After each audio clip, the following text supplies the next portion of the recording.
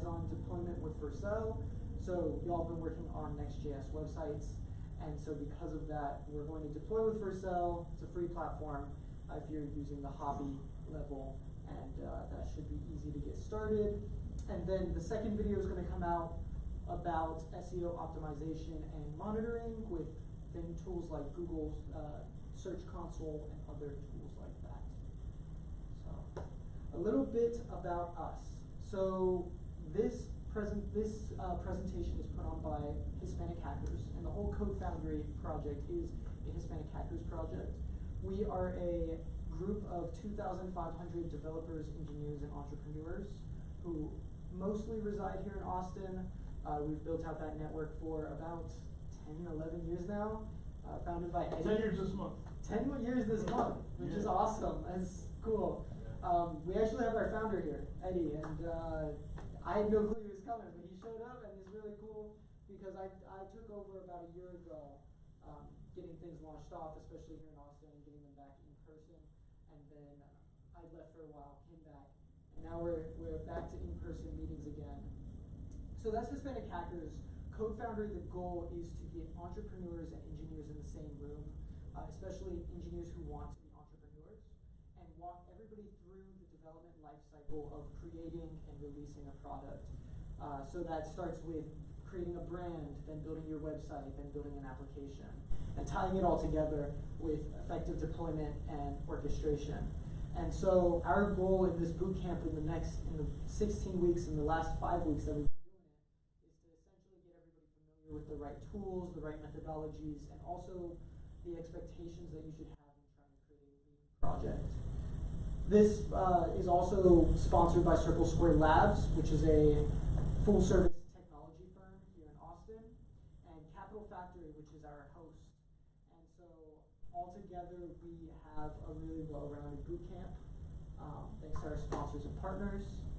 And so today we're going to talk about what is SEO.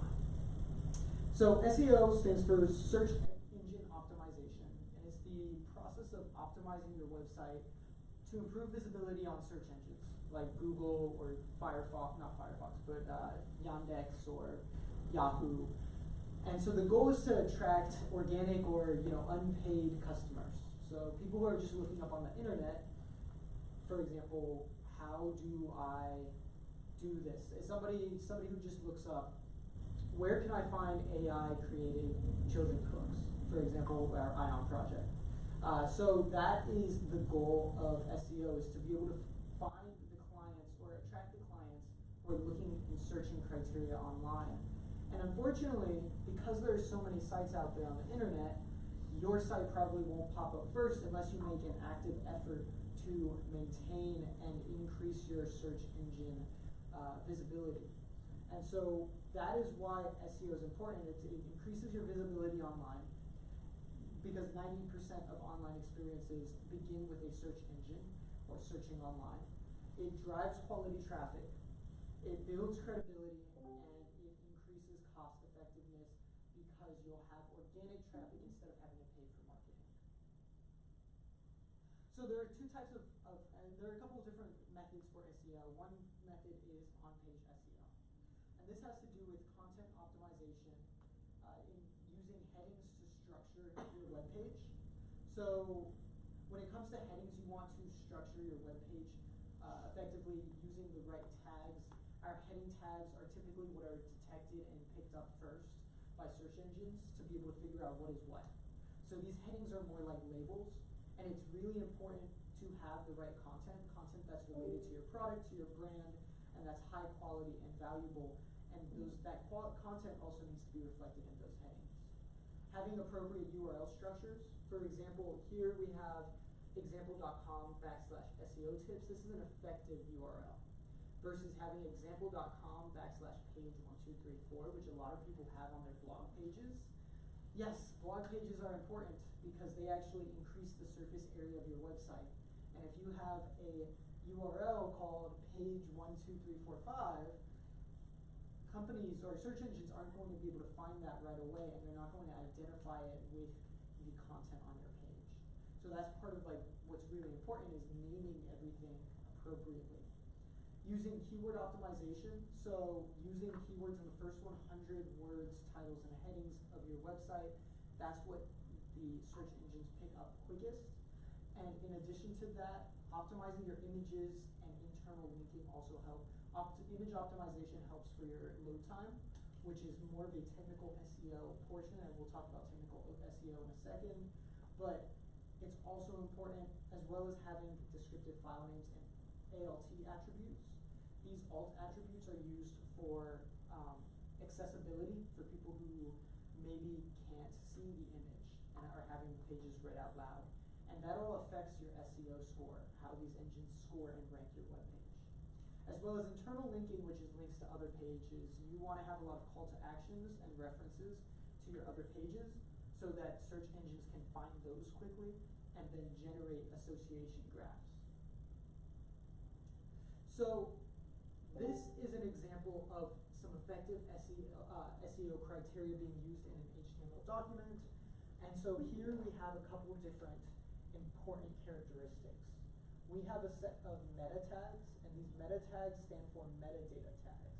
And what these metadata tags do is that they play a significant role in setting up how your web page is laid out, structured, and how it is portrayed to search engines. For example, here we're saying that we are using the UTF-8 care set. That's more in terms of technical specs for your website. Here we're telling the web page to display based off of the width of your screen, and to also scale immediately at 1. So that basically means don't zoom into your screen even if zoom is enlarged for other pages. Setting the meta name or description. The meta description is basically a sample description that shows up on search engines, and that can be really important as well. The keywords are great because they highlight specific keywords that should be used in, again, the first 100 words on your web page. And then you add in an author showing about the credibility of the actual site. Based on what name you give it, it might, I'm sure the search engines do link it to specific authors and can tell when a site is made by multiple authors and cross-linked by the same author. So that is an interesting thing. In addition to that, we have a title tag down here, and the title tag is the title that shows up on your search engine.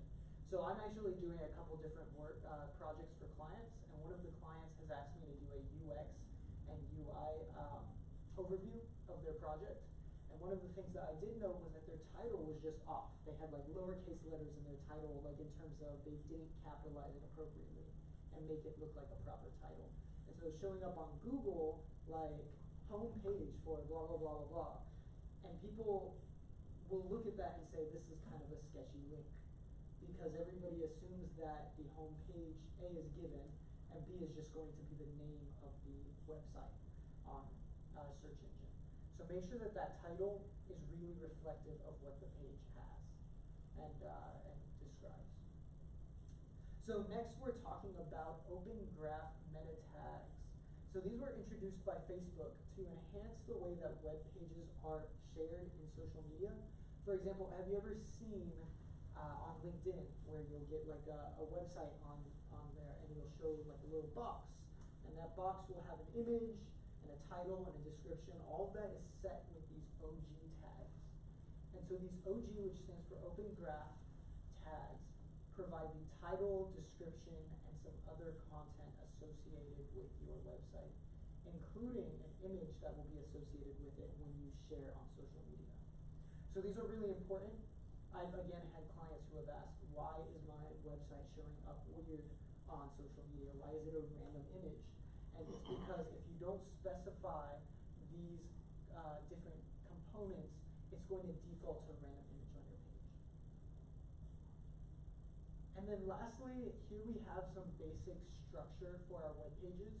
You can see here we're using a header component for our actual header, and that again helps with SEO, including the nav here being used for navigation. Here we have our web pages, and we are also using an H1 tag for our header title. So the title that shows up on your screen, that's going to be an H1 tag in the header. And so that tells SEO that this is the terms of displayed content. Meanwhile, you have the main section here, which is the main body part of the web page, and inside of that you have an article. Here we have an H2 tag, which is the title for the article. So you're getting more specific the farther down the headers you go. Down here we have another example where we have a subheader for key techniques, and this is an H3 tag. And then of course we're properly structuring our lists and using strong tags to emphasize certain content, and the EN tags for as well as italicizing. And so this all plays a role. Even though structures like this can play a more minor role, they still play. Structuring it like this is better than structuring it via dash, space, space, space, and then your text. And then in addition to that, we have another header here and our image. So our image has an alt text. It has a specified width and height. And then we also have our source. And so because of that, that is more effective. We're also using section tags here to specify that all of this content should be grouped together. So that's on-page SEO. Off-page SEO is everything that is included in your SEO that isn't on your page, but is actually references on other websites, other traffic building sites, and engagement platforms. So this can include backlinks. Backlinks are web pages or links that other web pages have posted, which give a connection to your website. So these should be high quality. Search engines will actually penalize if you have just random backlinks. So a lot of companies, not companies, but a lot of fishers, there's a lot of phishing scams where there are companies out there or free agents who will say, I can get your website put on 200 backlinks immediately. And what they're going to do is they have a bunch of dummy sites all over the internet, and they just spam your link on different dummy sites. And unfortunately, that doesn't help you build SEO at all, because backlinks need to have quality, reputable sources, and really, they should have relevance to what you're actually posting and have online. So backlinks are important, but they have to be on quality websites. In addition to that, having your content on social media also boosts SEO because of the traffic driven from those platforms. Having brand mentions on other websites or in the media, in articles especially, in trusted sources, improve the impact of your website. Guest blogging also helps, and then also influencer outreach. So all of these are ways to get your website out there as small as, like, even if it's something small, like just posting on social media. Technical SEO is another component which has to do with the optimization of your website so that it has high performance. For example, long loading times will be penalized by search engines, so having faster loading times is really important for search engine rankings. Having a mobile-friendly page is also important because a lot of search engines want to make sure that people can access the website effectively on their phones as well as on other screens, as well as accessibility is important there too. Crawlability, so having a robots.txt is a file that essentially says what web pages are off limits for being crawled. Crawling is the process that these search engines use to go and check out your site.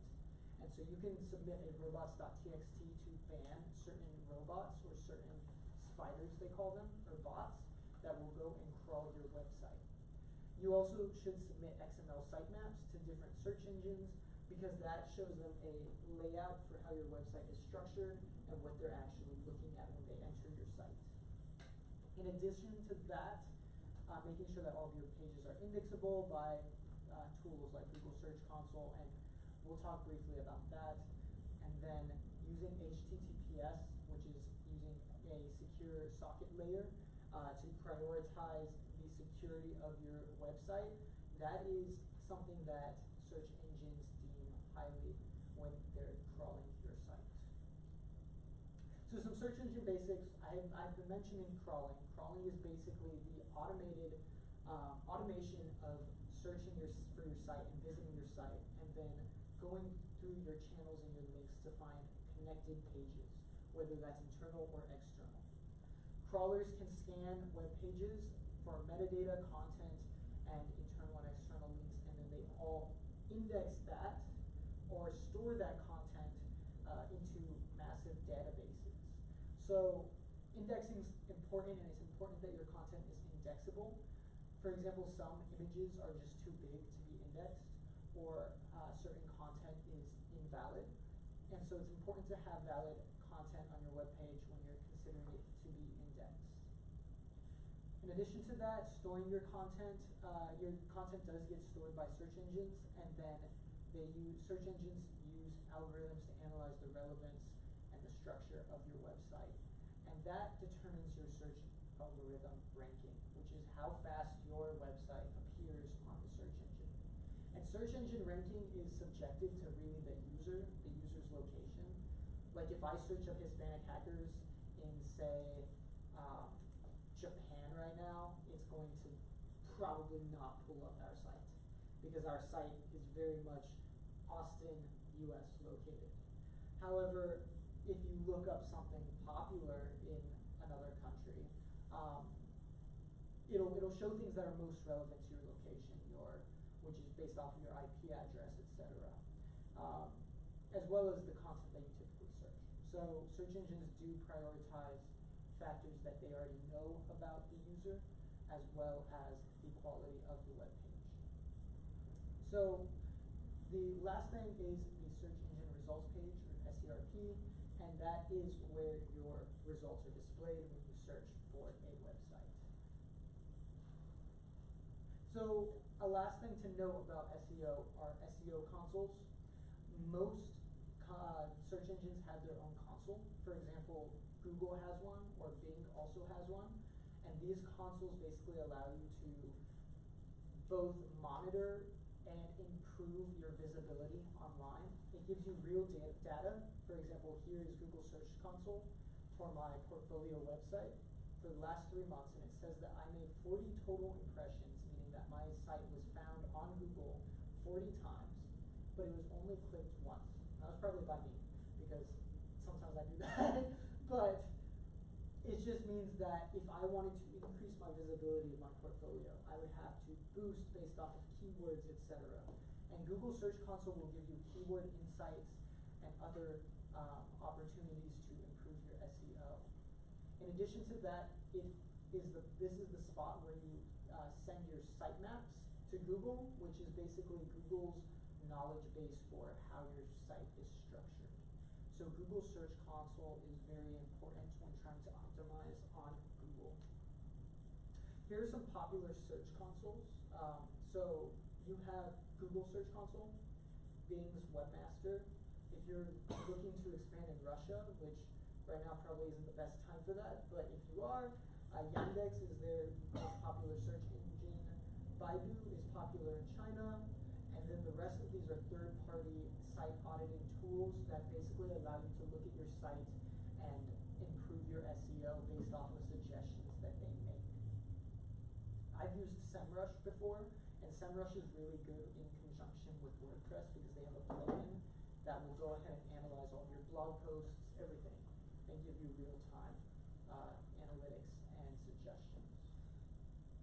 So in terms of web hosting and deployment, we are going to talk about that next. Essentially, your website has to be hosted by someone. It has to be put on a server. And so the goal is to find a web host that is both cost-effective and appropriate for your project. Welcome.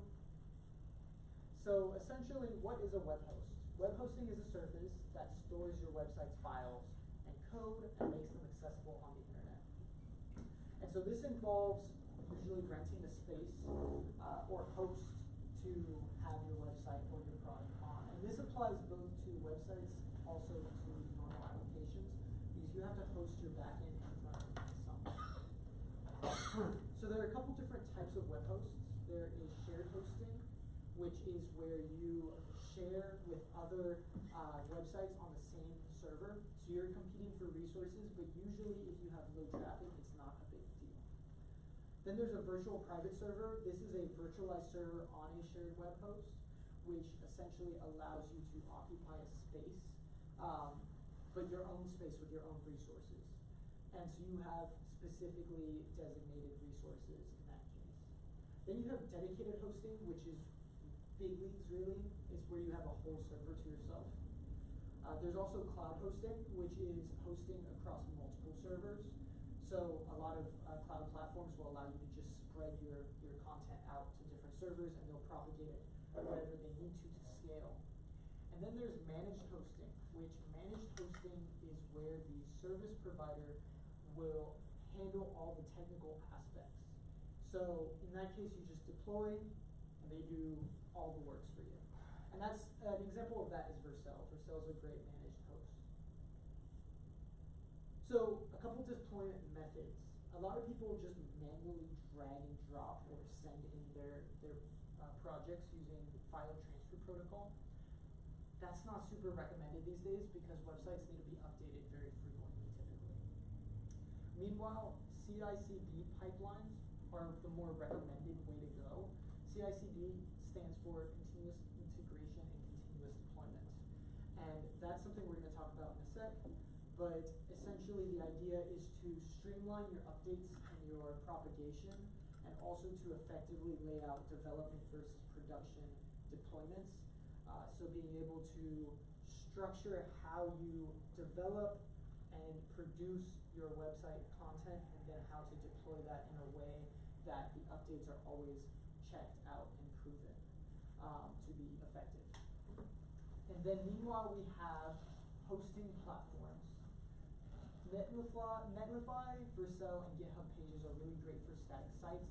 We'll be using Vercel for our Next.js projects. Meanwhile, Heroku and DigitalOcean are typically used for dynamic applications. And then containerization, we'll talk more about this when we talk about architecture and application structures in 2 meetings from now. But the idea is that containerization packages and deploys your applications with all the resources they need. And this is more for applications that require a strong backend with specific resources. So static websites are essentially websites that have been composed of pre-rendered HTML, CSS, and JavaScript. Some advantages of static websites are that they are typically quicker to load because they're just retrieving the actual files, and then they're easier to host and scale. They're pretty secure. There's not a lot of dynamic content that you're pulling from other sources. However, the limitations are that you don't have a lot of server-side interactivity, so you're not pulling data from other parts, other servers, APIs, etc. And then changes will require rebuilding and redeploying. So if you're going to change your website, you're going to have to just rebuild the whole thing and then package it and redeploy it. Dynamic websites, on the other hand, are a little bit better for more complex projects. This involves having a dedicated server-side logic or database that essentially stores and generates data, content. And so HTML is often built or altered in real time based on how the user messes with the interface. And so some advantages of dynamic websites is that they support complex functionality, for example, users, logins, APIs, real-time updates.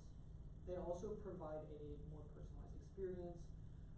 You can change the screen based off of what the user wants, and you can change the user's configuration and preferences and keep that stored as well. And so some limitations are that they do typically require more resources outside because you have to account for storage, for authentication, for a lot of different concerns. And we'll be talking about databases next week online. And then they are more complex to develop, host, and secure.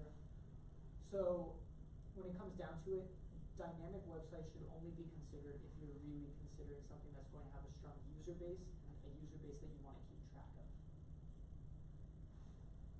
So static versus dynamic. A basic HTML, CSS, and JavaScript site is just going to be a static site. That's just, you type it all up yourself, you're not using a framework. you're building it all from scratch. Creating a React site, this is usually a static site, but it can be dynamic if you include a backend or an API that you're fetching data from frequently.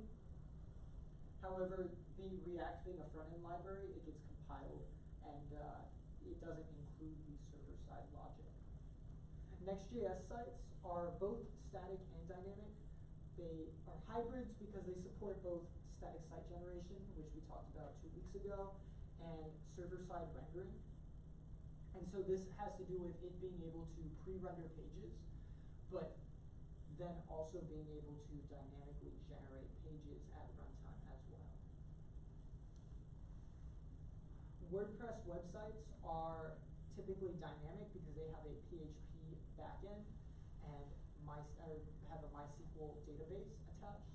And so that PHP backend is typically a server that has to get run and to dynamically generate the pages on the website. Web applications with Vue.js frontend and Express.js backend would be dynamic because you have that Express.js backend. If it was just a Vue.js frontend by itself, it wouldn't be, it would probably be static. And then having an Angular frontend with a serverless backend is still typically dynamic because although it has static-like properties, it still requires the serverless functions on cloud hosting platforms such as AWS's Lambda to be able to generate the back-end data and logic. So what is a CI/CD? CI/CD stands for continuous integration and continuous deployment or delivery. It's the methodology used to automate how we deploy our code. So continuous integration, breaking it down into 2 parts. Continuous integration is integrating our code that changes frequently. So that is our commits on GitHub, GitLab, etc. So developers typically commit code to a shared repository, and when that code gets sent, it'll go through some checks to make sure that that code is effective and doesn't break. And so that is using automated tests. I know Vercel does some of those. And then in GitHub, if you connect Vercel to GitHub, which is what we're doing with our projects. And then CI also ensures that the new code seamlessly integrates with the existing code bases. Continuous deployment, on the other hand, is code that is prepared for production and how it's actually deployed to the servers that will be hosting the project.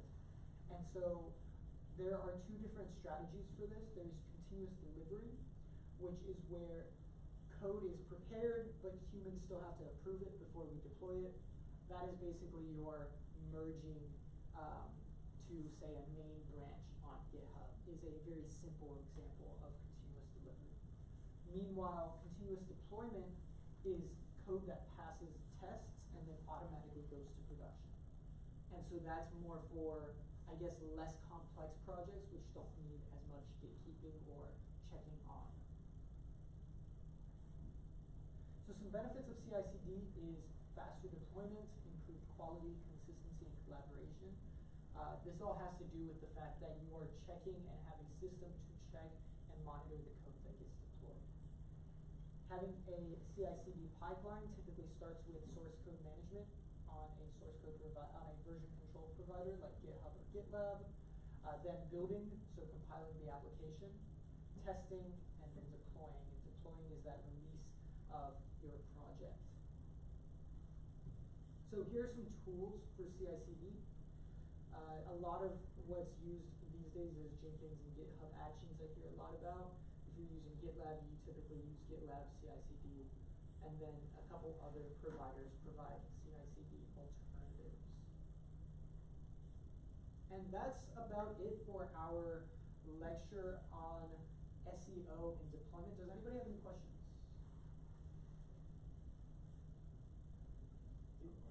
Yeah. Have you read anything or been in tune with SEO and AI and ChatGPT? A lot of people use ChatGPT now instead of Google. Yeah. Yeah. What is there any cool stuff going on with SEO? I hear that, so what a lot of search engines are working towards, and they haven't been able to master so much, but in terms of AI, they are able to detect keywords and word structure that is frequently used in AI engines like ChatGPT. So if you're using ChatGPT, search engines at times, and this is what I've heard and read, but they can effectively detect when something is written using AI. And a lot of times that will lower your ranking because it's just propagating information that's already out there instead of contributing new information and jargon. But again, that's what I've heard and what I've read. And whether or not those sources are credible, I don't know. It's something that's been in my mind while I generate my pages as well. So I typically try to create organic material, or when using ChatGPT, I adjust it for my own terminology, words, so that I have the right structure for my page. I guess using ChatGPT for inbound, like on your website, is not quite a thing yet. Wait, inbound, like as in, like actually implementing AI into the website. Or using AI to get to your website or get to your product. Make your product visible. Yeah. Yeah, I know. Because people use that now for searching instead of Google, like more and more. Yeah. A lot of people replace Google. That's very true. I do the same thing, but I feel like it's unreliable. I'll go on ChatGPT and I'll say, give me sources. Yeah. I'll say like, give me sources for this. And it'll pull up some obscure reference to, I think I was asking how many lines of code a developer commits or writes in an hour period. And I was asking that because I was trying to estimate how much a developer had put into a project that I was then inheriting, because I wanted to estimate my own value and worth based off of how much the founder had paid for that project. And ChatGPT said an average developer creates 10 lines of code an hour. And it gave me some obscure source for it. I disagree. I could write, depends on the day. What kind of developer maybe, but yeah, it gives you garbage answers a lot. Like if you search for something so specific, it's going to be garbage. I created a tool with Python which looked at the Git logs of the project and pulled out, I think about 13% of it was usable, but consecutive Git commits, and then determined the number of lines of code edited, and on average it was 93 for that project. So I would say on average a developer probably writes about, I'd say 80 to 120 lines of code, depending on how good you are as a developer, etc. per hour. So that's my answer to that. But Ed, do you have any insight? I haven't thought about SEO for a long time. Yeah. It's cool seeing that. I have a question that's related to AI. More so, just like, I guess it might be more of a personal question for folks. I'm not a developer. I'm a designer. Do folks generally prefer to be handed like working prototypes, maybe something that was coded with AI that has some functionality, but the code is just going to be like gibberish? Or would you guys prefer just to have like a Figma prototype with like things that visually looks the way that one would imagine, but without any code? Ooh, that's a tough one. As a developer, I would personally prefer receiving a Figma prototype over a like AI scaffolded piece of code, and that's just because receiving code can get really annoying and tacky, especially if you didn't write it or you didn't generate that scaffolding yourself. I don't know, what do y'all think? A lot of y'all are developers. I use AI a lot of work. Yeah. I use it. There's some sweet spots where it works well. Like if you give it a good enough and specific enough prompt, you get this shell that doesn't work and you gotta edit it. Okay. You know, but if you're doing front end and like visually oriented, development, I don't know. I don't do that at work. It's not my wheelhouse right now. So it's easier to just to pop that in for a quick, like, make this look nice, and then. Yeah, I find AI works best when you use it in a very iterative manner. Like if you're like curious, like, oh, I wonder what the AI says, and you pop in a question and it gives you like a garbage answer, you're like, yeah. But if you like iterate on it, or you're like, I got this, and then you just like paste code into it, or you paste like whatever into it, give me this now, and then it gives you something, and you're like, well, I want it more like this, and then actually like the answer gets better as you massage it more. For visual stuff, I don't know how good it would be as a front end designer. Probably pretty bad. I ask it a lot of times to just give me an outline for how things should look on a web page, but I never have it actually build it. Okay. And that's the thing. Yeah. I just tell it like, oh, what images should I give to each section of my web page, etc. that, or do you use AI a lot for that, or? For personal projects, because I want to like work on, see if the functionality is even feasible with what I have in my brain versus what AI can output. From a front end perspective, no, I don't love what it's coming out with. It's like, it's fine, it'll pass. And people are selling products that have just AI generated front ends. My standards might be a little bit different, but that's me being me or whatever. So yeah, but okay, that was the answer to my question. So I do have more questions if no one else does. I just used an AI to come up with graphics for a presentation, and the graphics were so wacky. What tool did you use? Which AI? I used both DALL-E and the Meta AI. And I got like the weirdest shit like out of these, graphics, and it was so weird that I left them on the slides. I'm like, I'm gonna present them. Anyways, I did a dry over to some people. It was like such a laugh riot. It was so weird and like disturbing. Like I had it draw me like because I'm presenting about like a scaled database, and it's like about storage constraints or problems. So I had it draw me like a hard. I said, draw me a hard disk that looks like it's about to pop, and it drew me like I don't know. It's the wackiest freaking image. It's like a I don't know, a blubbery hard drive is the best way to describe it. It looks so weird. Nice. I was like, yeah, I'm gonna roll with this. Whatever. Tony, you said you had other questions? So questions about the topics for today. Web hosting. Do you usually stick with one web host, or do you change if your needs change? Is it better to start being like, I envision this is going to be super scalable, like we need to be super scalable, so I'm just going to go with a certain web host, or do you start small and then like graduate? I would recommend to be flexible with it, but start off as lean as you have to. Okay. For example, I use Vercel for all my like Next.js projects, just because I can get on the hobby plan, and it gives me limited, specs, but it's all I need to deploy a website that looks nice. Okay. Because I was thinking about Vercel too. Like, I've heard that Vercel specifically can get pretty pricey, and they get like pretty like gatekeepy about how much it's gonna cost after a certain point. Yeah. So I'm worried about like sticking with Vercel, for example. Like right now I'm using Replit, which is another whole thing, but like ultimately I want to be able to find a server that could scale to like the vision that I have for a given product. My recommendation for that would just be stray away from building with Next.js, because Next.js will kind of stick you in that Vercel hole, versus if you build React just as a standalone library, then you can then deploy with Vercel or another platform, and then also determine, okay, it's time to upgrade, you can find a different host, and it'll be more configurable and changeable. So don't get pigeonholed into Next.js. Yeah, exactly. Okay. Because that's why they built Next.js, hypothetically, right? They had a platform, they said Vercel, and they're like, look, we can do React better, and this will also pigeonhole our customers into our product. And they did, they made React.js better, but it also, a lot of people get stuck with the cost later on. Do you need Vercel to host Next.js? Do you need, I'm gonna look that up. Because that is something that I don't know 100%, but I know that they're the go-to.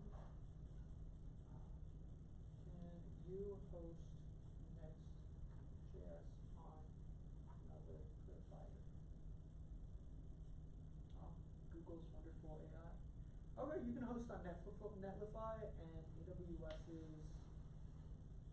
Okay, cool. So This looks like, yeah, a bunch of them. Okay, so I guess you won't get pigeonholed if you choose to do it in Next.js, but it is a go-to for that as well.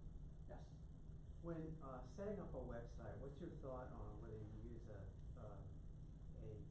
technique such as WordPress, or whether or not you design it yourself from scratch, or there are another supporting set of tools that might be superior? Okay, so that's a good one, because we talked a couple of weeks ago about how we actually decide what we're going to build on. I would recommend, if you are building a website that doesn't need a lot of connectability, maybe you're building something that's not very dynamic, just stick with Wix or Squarespace. They're really easy to manage, you can create nice blogs on them, etc. If you want a little bit more modularity, go with WordPress, because WordPress you can actually develop in code, but then you can also handle, there's a whole bunch of plugins, there's a whole bunch of expansion for it that's, you know, that's non-profit, or not non-profit, but open source. But in addition to that, there's other providers that you can link to it. And that gives you a little bit more access to creating user bases, blog posts, etc., content. And then if you need a whole web application, then I would say build with Next.js or React.js or one of those front-end frameworks, and then hook it up either with a backend if you really need a lot of communication API, things that are really dependent on the user. If not, keep it as small scale as possible.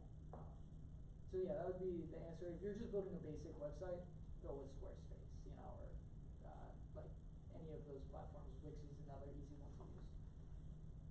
Yes. Another question, this might tell me if this is on base or not, but if I want to see like what a competitor uses for both, not only their front end, who's hosting it, their middleware, their back end, and stuff like that, how do you find that out? Because I've looked on like Built With or whatever, and then it'll show a bunch of different stuff, but it won't be like certain websites which I know are, for example, hosted on Squarespace. It won't list Squarespace as one of the items. Okay. Do you have a way of kind of reverse engineering how other sites are built? That's hard.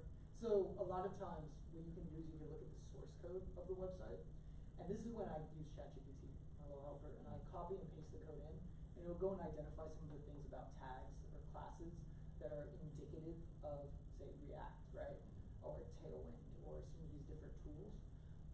But there's really no like confirmed way to figure out how they're built. You just kind of have to guess it.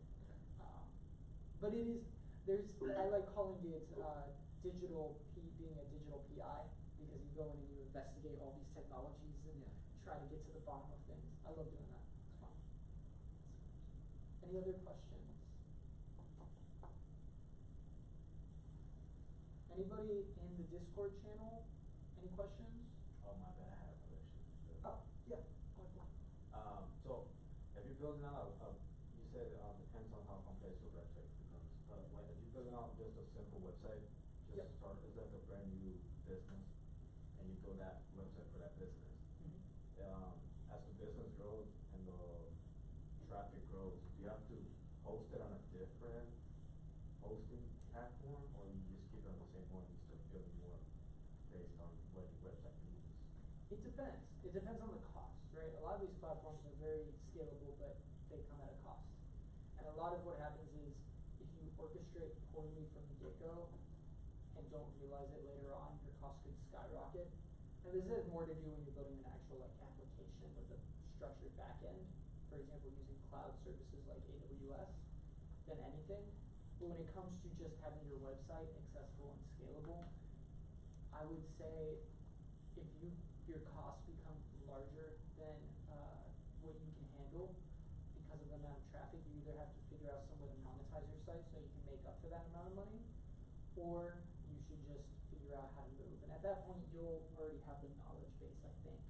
You'll have done your research and figured out how do I manage a super fast growing site, you know, one that's just blowing up.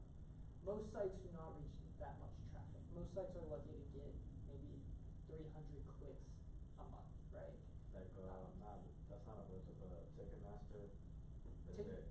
Like there's a new artist comes into and they open up the tickets and all that. That's a different way to traffic, right?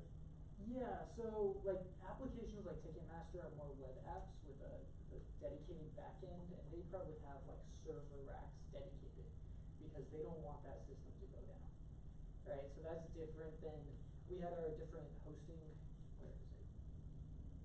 Right here, our different hosting types, and the basic is just shared because you're shared on the same server with others and you're competing for resources, but it's not a big deal if you have a small site. The big dog is using dedicated hosting where you have a whole entire server or server rack dedicated to yourself. So Ticketmaster probably has that, and so there's other products like Spotify, Facebook has tons, I'm guessing. So it's like, it really depends on the scale of your application. Okay. But if it's just a website, like you can't expect a ton of traffic, and that's not a bad thing. It keeps your costs low. Any other questions? I have a lot, but I don't want to take over. Oh, you're good. to, like, for someone again who knows just basic front end code, right? But anything that relates to like all the deployment, everything that we're talking about here is like really enlightening for me. So thank you. Yeah. How do you have any advice for trying to connect with someone who does know these kinds of things in order to build out, say, an application? Because I've looked online for like different, like there's too much hype about, oh, build your own AI, like app with AI, and then just like run it on Replit and then sell it or whatever. I actually want to do something that's going to be more tangible, but also like intelligently built. Yeah. So, yeah, do you have any recommendations for how to find the right person who could like potentially be a partner, those kinds of things? So going to like networking events like this is definitely a start. Capital Factory has a ton, and there's a networking for creatives event that just started up recently, and that one I've been to once. There's also Fiesta, which is tomorrow night. That's huge. Just go around and network would be my like suggestion. I do that all the time. I run a full service technology firm, so that was Circle Square Labs, and our goal was to build out effective and beautiful products, but our goal is also to help service this community, which is Hispanic hackers, such as creating the presentations for this project. So there's a bunch of those firms around Austin, and because of that, there's a lot of places to draw from. I know that there are also offshore short firms that kind of live here, like Pro Columbia. Yeah. Yeah, and thank you. That totally makes sense. And Yeah. it was more the offshore stuff that I'm just a little hesitant about. Yeah. Yeah, because like again, I wouldn't know how to audit any kind of thing that they're able to do. I'm like, oh, it looks great. The function seems, but like, is it scalable? I don't really know. So Yeah, that's when you need a technical co-founder, of course. So you'd have to find the right person who's either interested in your product for equity, or somebody who you are willing to pay and has a good rate. Yeah. Which developers in the U.S. can be anywhere between really 35 is like 25 to 35 is like entry level development, but if you're an engineer, it's everywhere from $50 to $200 an hour. Yeah. And the difference between developers and engineers is that developers go through boot camps and are self-trained, versus engineers have degrees. The degrees meaning that they understand architecture and all the top level, all the way down to the very bare bones of the actual computer of how an application works. Okay. So it really depends on what you're looking for there. Perfect. Yeah. Thank you. Any other questions? Okay, sweet. So I had this slide up for attendance. I'm gonna ask that everybody fills out their attendance now. And this will basically just tell me who came to the meeting. It'll help me with my, what is it called? I forget, it's not treasurer, secretary duties. Also your SEO. Yeah, that too. And it also, it does give me data on who's showing up. But in terms of like, because this is a nonprofit, we have to keep track of everybody who comes in and comes out. And so please fill that out. And also, if it asks you about what project you're working on and you're not working on a project, just feel free to say, pick my own, or just leave it blank. It's not a big deal. But I'll give you all a couple minutes to do that. We'll take a quick water break, and then we'll have Stephen come up. He's here to talk to us about IP and answer any questions we might have. He has some slides as well.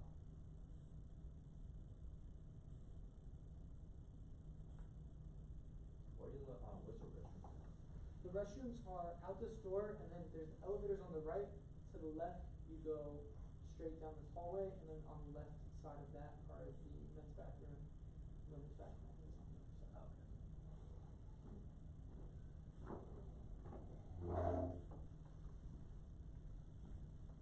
Y'all been in for 10 years. He was running it most of the time. Oh yeah, so I started this just with like an old coworker. 10 years. And That's awesome.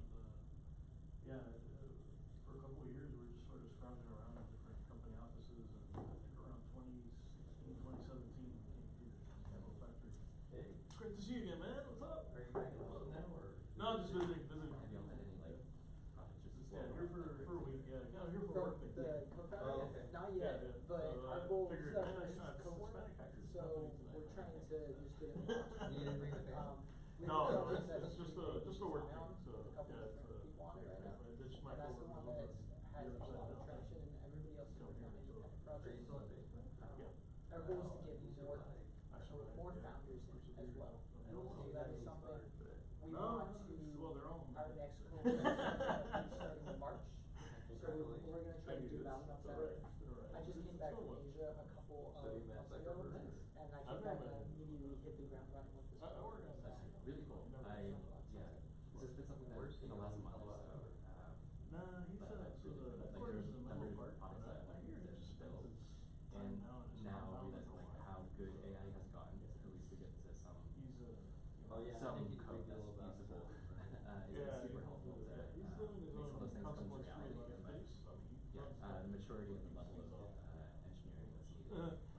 Well, you guys super suggested useful to learn about. Seattle weather? Yeah, Oh, I mean, yeah, so if you're actually. more, if you're interested, you're more than welcome to join us on a weekly basis. It's We not very meet foggy, on the but third it's Monday here cold and in rainy, person, you know, in the but the winter, rest of the meetings but, are gonna be online. yeah, it's still So absolutely beautiful. next meeting is online all the way Well, the until, summers are, I bet, I think sure December nicer than here. 19th or something like Yeah, that. the summers are days So, like. yeah, and we only have 2 more 70, in person 80 max, meetings. you know, But then we're going until January 3-4 months 21st. without any rain. And then after that, we'll be, probably have a little bit of a hiatus before our next cohort. Well, I know that. But you're I more was than there welcome to 2017 join us and now and really just bad carry on. We've gone into fires and application. very So summer, bad whether smoke. we're talking about Yeah. databases Do and you still get that too, or? Databases is where I'm very confused about, so that'd be good to know. Yeah, It's not that'd be up to awesome, the and then city, if it's not, up you're more than welcome to join us at our next cohort. Happens So, sometimes. all the above, you want to Mostly develop it's your like product at easy the next to cohort, use but go and attend these ones. These people there, there's a lot of people there that move from California, so summer is just like California. Okay, everybody who's online, we're gonna meet back up in about 5 It's like minutes. dry, And everybody sunny here, if all y'all the need to take a time. water break, Wow. bathroom break, And then the rain everything's up. comes and those California people are pretty young. I grew up in Miami. Andres, The rain there is like, what's I'll be it- back in 5. Real I'm rain. leaving my stuff. I'm sure there's a difference between Miami rain and Yeah. Seattle rain. Miami rain is hardcore, man. It's like, Miami rain is freaking heavy. You can't do anything out in the rain. And in the summer it rains every day. Really? Yeah. You get a period of time every afternoon where it's just like cats and dogs. Do you walk your crocodile? Yeah, or your crocodile might find you, like the floods, you know, canal floods, and like find your car, or get your, it happens, it really happens. So if I remember right, you're like, Cuban, Yeah. right? So I hear Cuba's going under some weird stuff now. Cuba's kind of nuts, yeah, Cuba's not doing great. They, yeah, they're, Well, I mean, they were talking about the grid failing, right? The yeah, electrical grid. the grid failed, it's dicey times out of Cuba, yeah. You shot for relatives there, or?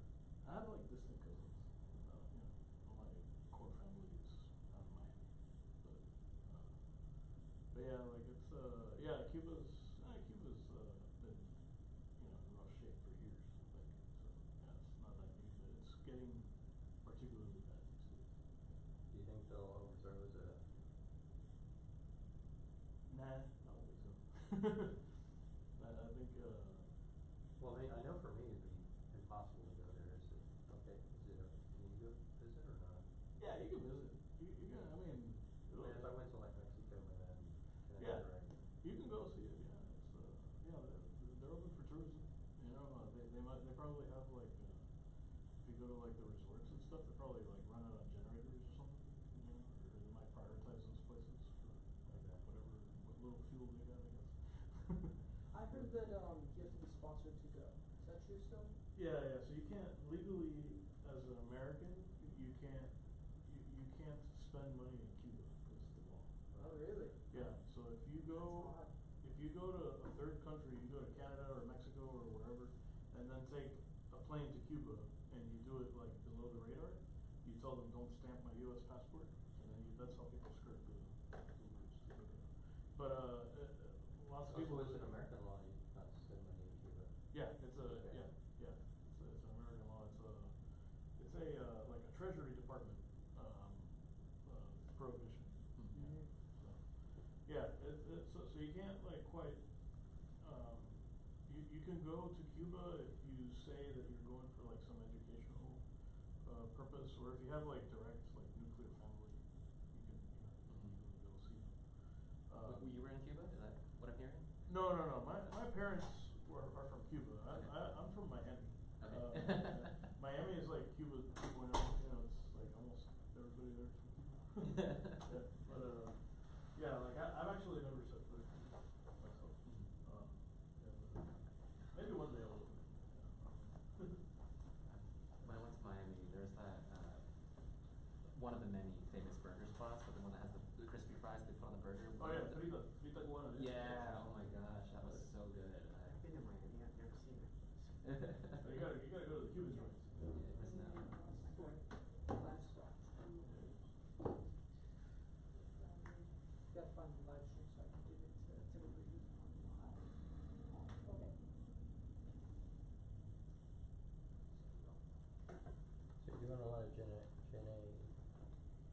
artificial intelligence stuff now, or? I play with it. It's not like, I don't like work on it directly, but I use it a lot. So you're like in server support or account support? Yeah, I work in like infra, like the ad software stack. Like I work in their infra. Basically. In the ads you said? Yeah. Oh. It's a whole massive organization, like for all the, it's a real complicated system. Yeah, the short time I worked at Google, if you were an ad, you were set. If you didn't get anything else, which I did, you could be on the block. Oh, yeah. They laid off people in ads. But in Facebook, they laid off a lot of project managers. They laid off a lot of managers and project managers. They did get some engineers, but not as many. Like the bulk of the layoff, I felt affected. Like, they cut half of them. It was like VPs, directors. There was Wow. a lot of those, yeah. They wiped that stuff clean. It's like a lot of them were gone. I mean, some years ago, like 3 or 4 years ago, they were big on virtual headsets. I guess that's probably going now too. They still do, yeah. No, they're still doing a lot of stuff. Well, they got those like crazy augmented reality glasses now. They're Okay. really nice. Because every now and then I get pitched Okay. for some recruiter to go work on it, but Uh-huh. it never comes to reality. Yeah, there's an entire office in Redmond, Washington, just for that, actually. I think it used to be an Oculus facility. Hey y'all, so everybody who's on Discord, we are going to switch over Well, to Facebook bought out. YouTube. Live stream Yeah. is on the chats right now. So switch over to there, but stay on Discord if you have any questions or want to interact. The live stream is just so you can see what is being presented by Steven. So go ahead and do that, and then we're going to, hopefully we'll have time to do our presentations today, but if we don't, we'll go ahead and do them online tomorrow, or not tomorrow, next week, just because we want to make sure that we have enough time to answer everybody's questions. And it seems like a lot of people haven't completely gotten their presentations completed, so it might be a happy opportunity. So without further ado, I'm going to connect up, or let Steven connect up over here. Can you take this HDMI? Should do it, HDMI right here, I think. This. So I'm going to mute myself on Discord. Everybody out here, jump onto the live stream. Give me the driver's seat here. But stay on Discord. That is, but stay on Discord in case we jump back on that a little bit. Just on that fire. Okay, here is this.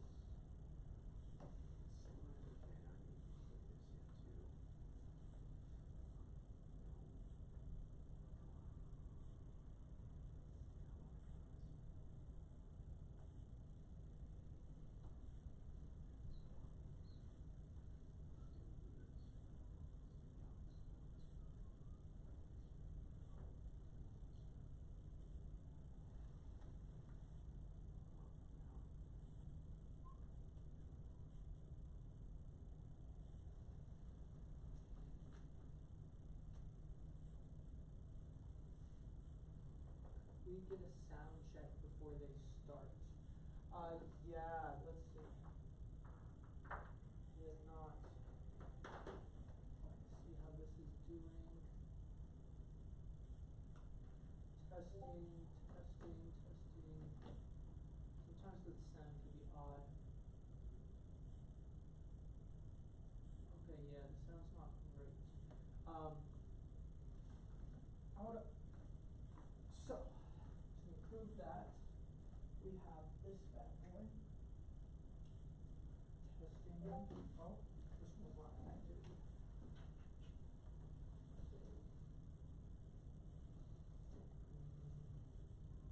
Testing. Where's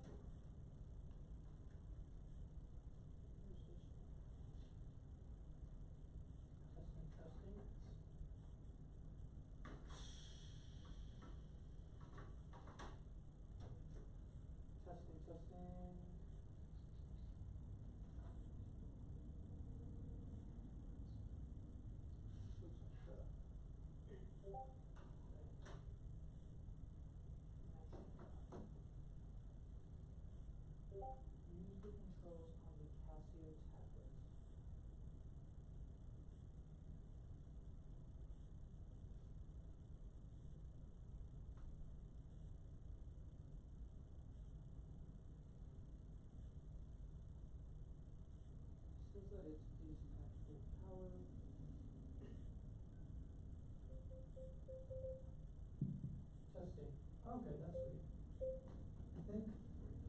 okay? Can everybody hear me? Yep. Better?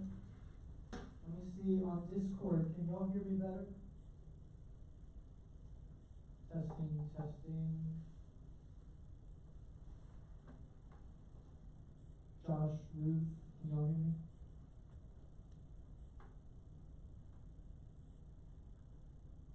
Can y'all hear me when I speak in the microphone better? There might be some lag. Okay, sweet. Thank y'all.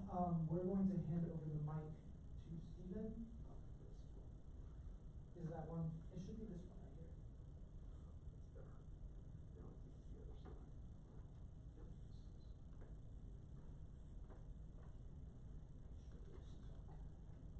All right. Here you go, Stephen. Sweet. Oops. Hi, I'm Steve Swanowski. So we got a nice cozy group here in person, and we have, what, 4 people on Discord? 3? Okay. So, my experience is that this always gets better when people ask questions, so I'm going to encourage people to do so. And it doesn't bother me if you just shout them out, it's fine. Today we're going to talk about IP law and for developers and founders. Alright, IP law is actually not all that complicated, but it is obscure. Most people don't know it. Alright, so, and there are a fair number of judgment calls involved, so don't be surprised. Okay, so I'm Steve. This is my cute little picture, as you can see. This QR code goes to my LinkedIn, so if you want to go look at me on LinkedIn, you can. If you want to connect with me, feel free. Use your camera. I'll leave this up for a few seconds, so we can be happy with that. Everybody who can see me on Discord, if that works, great. If it does not work, just send a message and we'll figure something out. Okay? Everyone say when. If anyone needs time, say so. This is a lot easier than just putting up your name and email address. Yes? No, we're good. That's Okay, great. Alright, I'm not sure I'm going to be holding this consistently, so everyone listen. Alright. First of all, there are some disclaimers I need to have. As you can tell by the suit, I'm a lawyer. Okay, but I am not your lawyer, and this is not legal advice. Okay, I'm just blathering about what the law is, and I will give you general answers. But if you have a specific question, please feel free to ask your specific question. But if you have anything that is personal to you personally, don't say it out loud, because everybody here will hear it, and then it's no longer confidential, which is maybe not the greatest if you have a problem. So if you're planning on robbing the bank, don't do that. Okay. Now, intellectual property generally is, the way we normally talk about it, is that intellectual property is property that comes from your intellect, okay? Property that we call the products of the mind, okay? And as it turns out, the way the world works is that over a period of time, this has gone from a really general definition to much more specific definitions. You know, this is not helping. Can everyone hear me when I talk like this? Yes. Yes, But but the people on Discord won't? people who are watching the live stream on YouTube. They will not hear. They won't. Okay, so we'll just call this like this. Okay, so as the normal way of the world is you start with a very general definition, which is products of the mind, and then we end up with much more specific concepts, and I'm going to talk about a few of these in more detail and a few of these just sort of generally, because as developers there are things you care about more and things you care about not so much. Alright? Intellectual property is usually divided into 4 big categories. We call them patents, copyrights, trademarks, and trade secrets.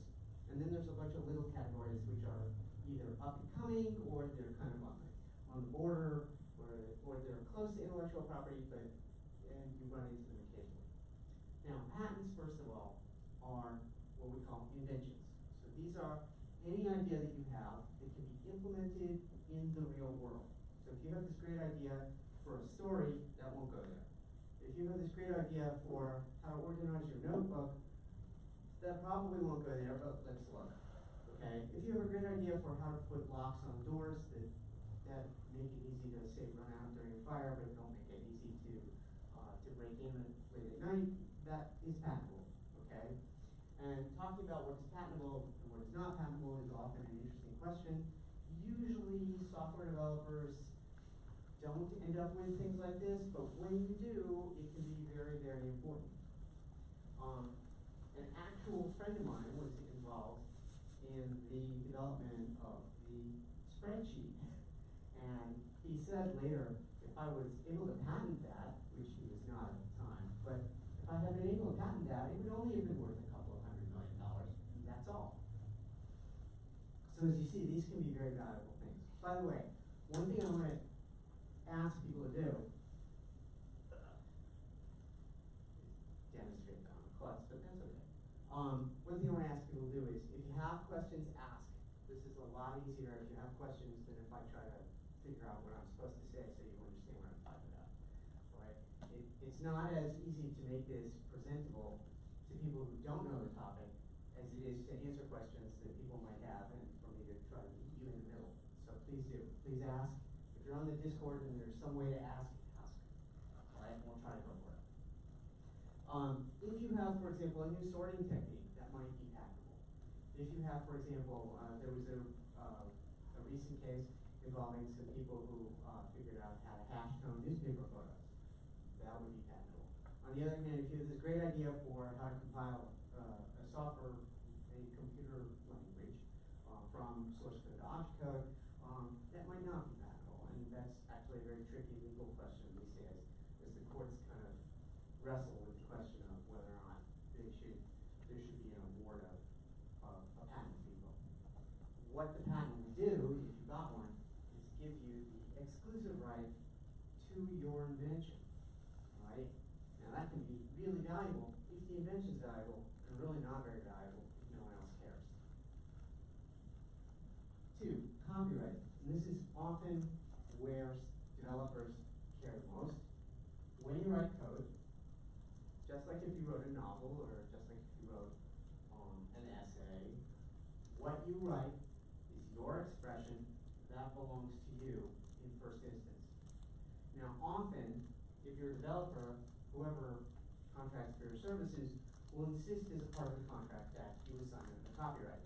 Because after all, if you send code to somebody and then they're not allowed to modify it, they're unhappy. If you send code to people and they say, that's great, you can't use this for any of your other projects, you're unhappy. Okay? So you need to worry about those issues. And it frequently becomes the case that what is the scope of the copyright that is transferred as part of the agreement will be relevant. Now, if I own a copyright and I say, look, I have the right to tell people they can't use it, but as to you, go ahead. Alright? Just pay me my cost of developing it, or pay me a royalty of some kind, or pay me a one-time payment, whatever the deal is. That is called a license. Right? This is when I go to somebody and I say, you're allowed to use my property, but you have to pay for it. Okay? Just as if you rented a house to them.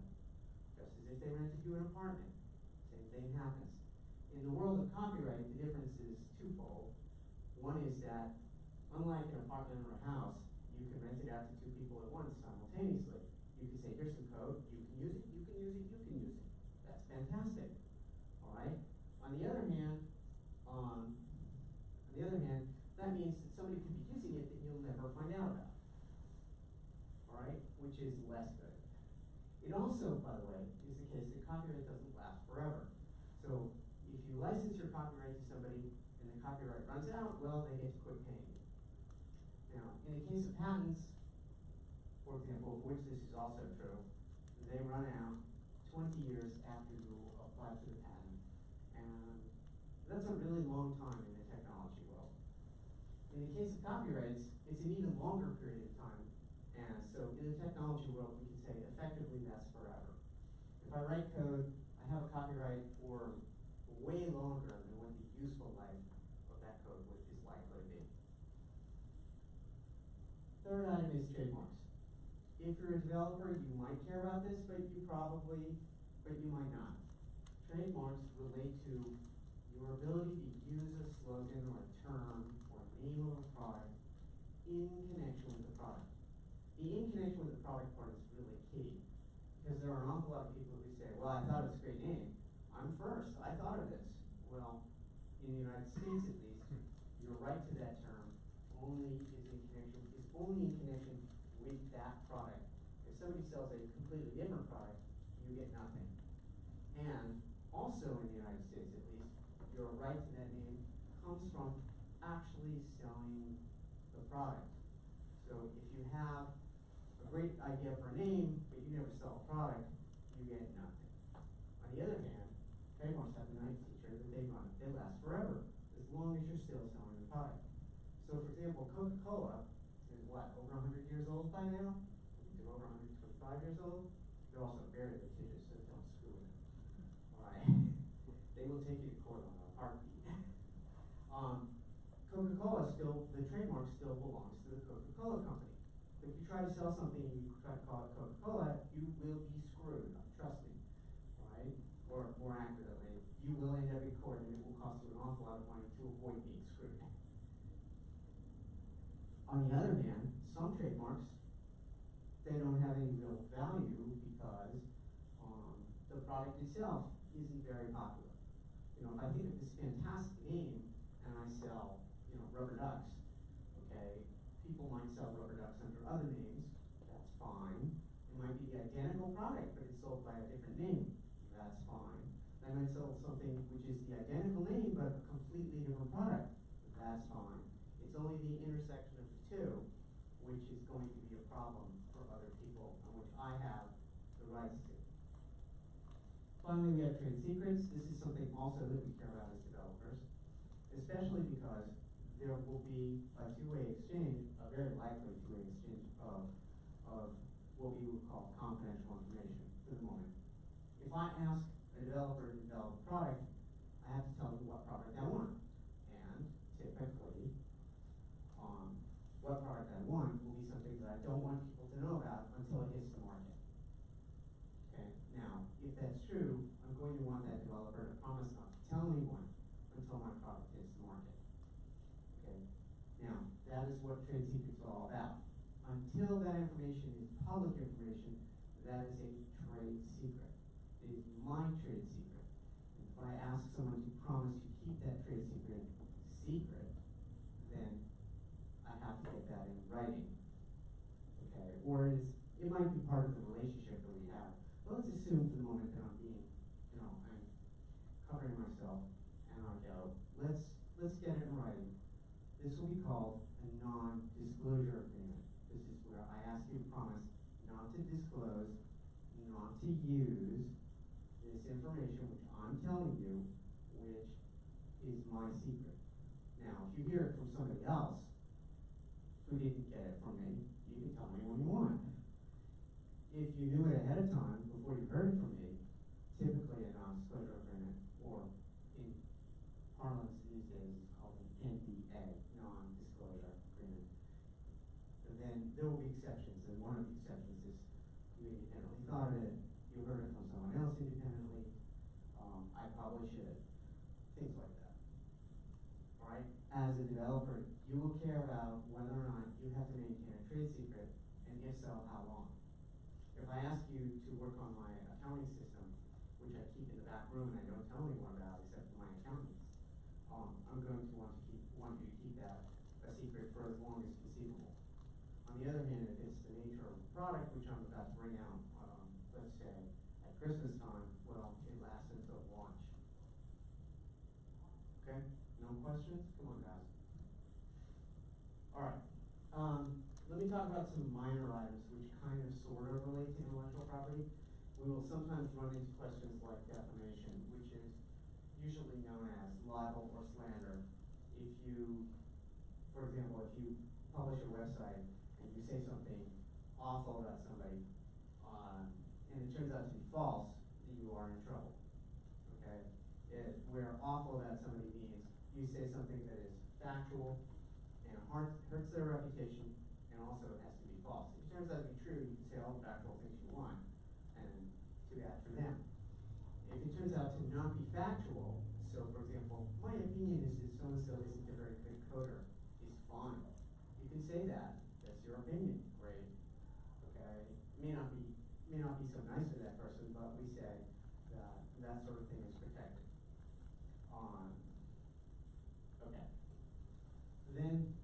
the difference, by the way, between libel and slander is that libel means it was in writing and stored and can be accessed forever. Slander is, it's verbally, and you heard it from somebody when they were in a room, when you were in a room together. Almost everything these days is libel, because if it goes on the internet, it's forever. Even if it gets broadcast on TV, it's forever. If you send it in a letter, it's forever. Okay, it's only if you use some evanescent form of communication, like I said it on the phone, that's not forever. I said it in person, it's not forever. The rules for defamation are actually kind of limited, but the potential for problems if you fall within that is very, very strong, because the kind of things that the person who is hurt can collect damages for are quite large. And he can collect damages for their reputation, and measuring one's reputation is a very difficult issue. So it could end up being, let's pick a number out of a hat, and that number could be very big, and you could be very unhappy as a result. Okay. Briefly, rights of privacy and publicity. I assume everybody understands the concept of privacy. Okay, your right of privacy is for other people not to invade your privacy. That includes things like people can't snoop around your house with a camera while you're asleep. People can't get your personal details from databases where they aren't made public and publish them, things like that. Okay. Now, some things, even though you might think this is my personal information, are not considered private. It's in a public database, right? But some things are considered private, even though you end up telling other people, like your taxes. Okay? Yes, question? We were talking earlier about using AI to create stuff. Right. Who owns the copyright for some image that I created? That's a really good question. And as of right now, nobody. Interestingly enough. The Copyright Office has been faced with this issue. There are actually two issues with copyright for AI. One is the AI infringing someone's copyright? Okay, so for example, suppose I have an AI and I train it on photos, let's say, photographs that you've taken.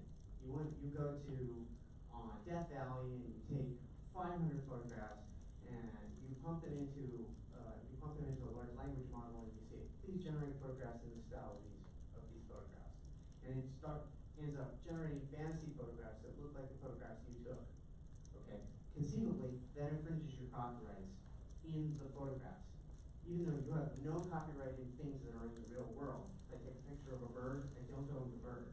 But I do own the way I compose that picture. Okay, so that's problem one, which is infringement.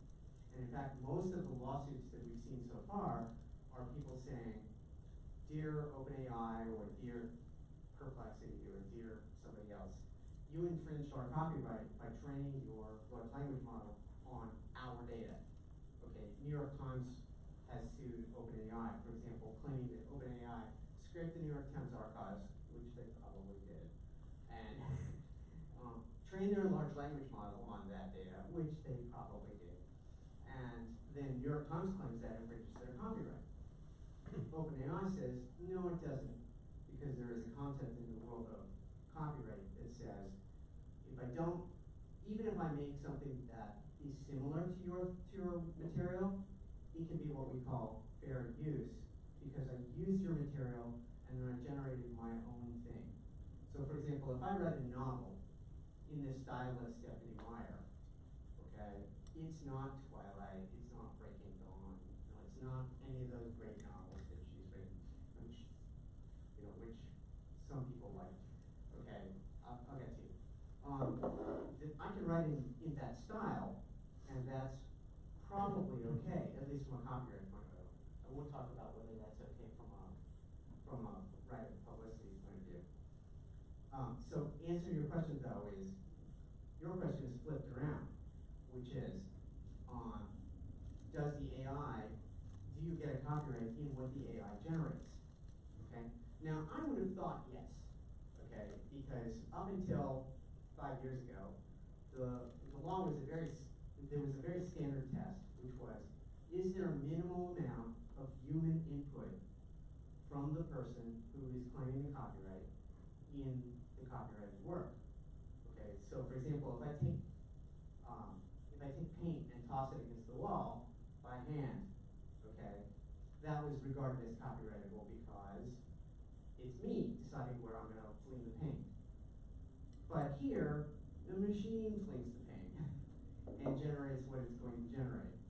And amazingly enough, the Copyright Office in a recent case has decided that no, that's not copyrightable. And they refused to copyright to a guy who generated what turned out to be an award-winning picture, right? He entered this picture into a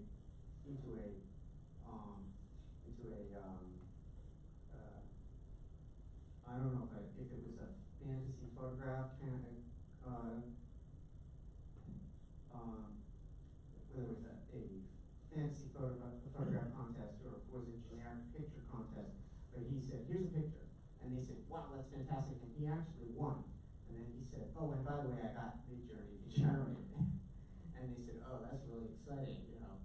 Look at what happened to all these human authors who didn't get the award. So he goes to register the picture with the Copyright Office and say, this is my copyright. And they said, no chance. And they said, you didn't generate this picture. And he said, I had to design the prompt. I had to enter the words. I had to see what it generated. I had to try again and again and again. And he told them 500 times I had to do this. And they said, great, you can have a copyright in your 500 prompts and that's all. And he said, no go. And they said, fine, get out of here. So he lost at the Copyright Office, and he lost in their internal appeal procedure. And so he is now going to court to have the court tell them that they're wrong and they should give him a copyright. We don't know yet. We don't know yet whether that's the answer. The Copyright Office's position on that, by the way, is no copyright because an AI generated it and it's not a person. His position is it's just a tool, and just like I use a paintbrush, or if I used Adobe Photoshop to generate this photo, it would be copyrightable, and no one would dispute that. Why is this different? So that, I don't know if that's really an answer, but that's currently an issue in the law, and it is as yet unsolved. Maybe next year there will be some answer, but even if there's an answer next year, 5 years from now the rule could change. Could Midjourney conceivably say it's their copyright? I guess I haven't tried. Generally, no. I mean, all they do is they produce a program that you can use. It would be a little like like Adobe claiming that if you use Photoshop to produce your picture, then we own it. And people would say, no, that's not right. Or an extreme version of that would be, I sell you paint. If you make a picture with my paint, then I own it. No, that's not right. Everyone knows that's not right. Yes, sir. So, I heard on the radio last night an extreme version of what Eddie was saying. Apparently there's Sir David Attenborough. Attenborough. Did you hear that? No, go ahead. Just repeat it So- for everyone. So what I heard on the radio last night was on NPR saying that apparently there's a site in like Central America and the Midwest, maybe Michigan or Minnesota, that copied his voice. He was the announcer for the BBC.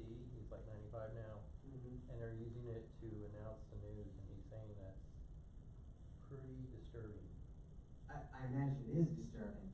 That actually runs into an issue which we call the right of publicity. As it turns out, and one thing I didn't talk about yet, you have a right to your own name when it comes to publicizing things. This is actually a relatively recently created by legally. It dates from only the 1890s or so. And back in the 1890s, it turned out newspapers started publishing advertisements for products.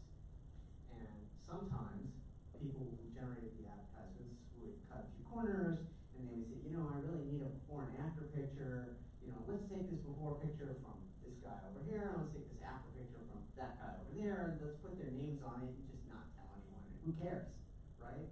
Well, the people who were involved in those pictures ultimately cared. And eventually there came to be what we call a right of publicity, which you have the right to the use of your name, as it turns out, also your image, also your likeness when it comes to commercial exploitation. So for example, if I take a photograph of you in public, okay, and you're just walking down the street, no commercial exploitation for that, I can publish that as a news item. New York Times gets away with that every day. Okay. On the other hand, if I use it to advertise a product, can't do that. I need your acquiescence to that. And if you don't acquiesce, I can't use it.